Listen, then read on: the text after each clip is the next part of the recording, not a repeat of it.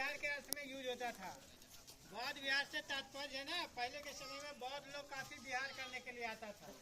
आज भी बौद्ध लोग विहार करने के लिए आ रहे हैं, देख रहे ना, सब बौद्ध लोग हैं जो यहाँ बिहार घूमने फिरने के लिए आया। देखो उधर भी आदमी आया, पीला जलवा बस पहने हुए हैं, माथा मुड़ा हुआ, वैसे ही छात्र लोग का ड्रेस होता था। अब पहले के समय में ना यहाँ काफी सारा बौद्ध विहार था, राजगीर, नालंदा, बोध गया, वैशाली। जब बंगाल का विभाजन हुआ ना, ये बौद्ध विहार केवल बिहार बन के रह गया, और कलिंग जो था ना उत्कल बना, उत्कल से उड़ीसा बना, समझ रहा ना। तो हम बता रहे थे कि पूरे एशिया महादेश में 3 विश्वविद्यालय था। तक्षशिला पाकिस्तान के रावलपिंडी में, हाँ, नालंदा यहाँ, और विक्रमशिला बिहार के भागलपुर जिला में। ये नालंदा शब्द जो है ना 2 शब्द के मेल से बना है, एक नालम और दूसरा दा। नालम का मतलब होता है ना कमल, जो ज्ञान का प्रतीक है। गुलाब जो है ना संस्कृति का प्रतीक है, और दा का मतलब होता है ना दान करना, यानी वैसा स्थान जो ज्ञान दान देता है उसको नालंदा कहा जाता है। दूसरा राइटर इसको दूसरे तरह से भी लिखा है, नालम ददाती थी नालदा, मतलब जहाँ ज्ञान का अंत नहीं हो उस स्थान को भी नालंदा कहा जाता है। इसका स्थापना 413 से 455 एडी में चंद्रगुप्त द्वितीय का बेटा कुमारगुप्त ने किया था। जब कुमारगुप्त नालंदा का स्थापना किया, जो एरिया लिया 10 किलोमीटर लंबा, 5 किलोमीटर चौड़ा। अभी खुदाई के बाद ना यहाँ 1 स्क्वायर किलोमीटर एरिया बाहर हुआ। बाकी एरिया पर 1200 एडी के बाद लोग ईंट खींच करके घर बना लिया, प्लेन जगह करके कृषि का शुरू कर दिया।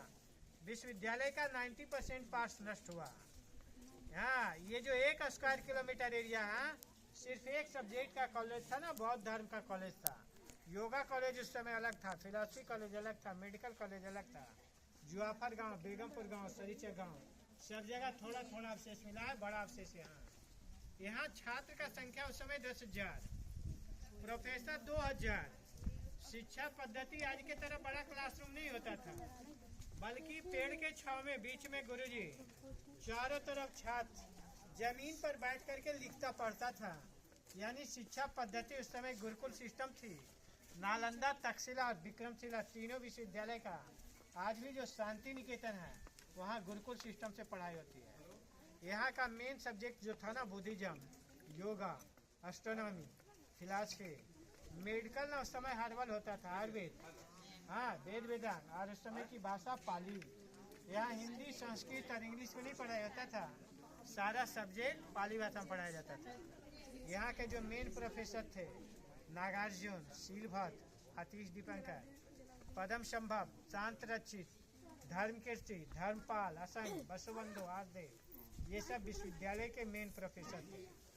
विश्वविद्यालय के अंदर 3 लाइब्रेरी होते थे। बड़ा लाइब्रेरी का नाम रत्न सागर, दूसरी लाइब्रेरी का नाम रत्न दधे, और तीसरी लाइब्रेरी का नाम रत्न रंजक। उस समय जो किताब बनता था ना, पेपर का नहीं बनता था, ताड़पत्र, भोजपत्र, पुस्तक के रूप में इस्तेमाल होता था। रत्न सागर लाइब्रेरी 9 मंजिला इमारत होती थी, जिसमें 9 कोटि पुस्तक था। जब बख्तियार खिलजी वहाँ आग लगाया था, 6 महीने तक आग जलता रहा था। लाइब्रेरी का बिल्डिंग आर्कियोलॉजी आइडेंटिफाई नहीं किया है, कौन सा बिल्डिंग लाइब्रेरी का है।